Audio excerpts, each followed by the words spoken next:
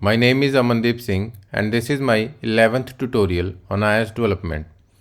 My today's topic is UI scroll view. Let's get started. A UI scroll view is a class that provides a view for displaying content that is larger than the bounds of the view, and it allows to scroll through and view the entire content. Let's see. Let's add a UI scroll view, and let's add constraint on this scroll view. So leading, trailing, top, bottom. Let's add buttons on this scroll view, 1 and 2. Okay, let's add it in scroll view itself. So we have now 2 buttons, and this button is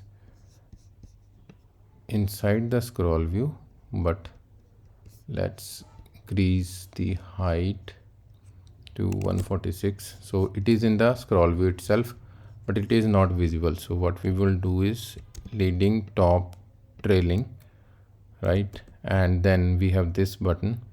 Let's add leading, trailing, bottom, and then add spacing from each other, vertical spacing. Okay, so now the view, that is the button which is below the content size, or basically we can say below the bounds, is not visible here.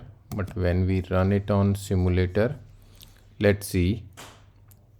So it would because we have added the proper constraint, so it would, okay, I have to remove this one which is added earlier. So now we will again run it, and let's see from the interface itself, like how this. Okay, one more point is there. Let's add a gray background color so that it is visible to us, this one, maybe the scroll view background, and then add to increase the scrolling part. So we have bottom constraint. So for this, what we're gonna do is we have minus, so let's add it plus 53 or 100, right?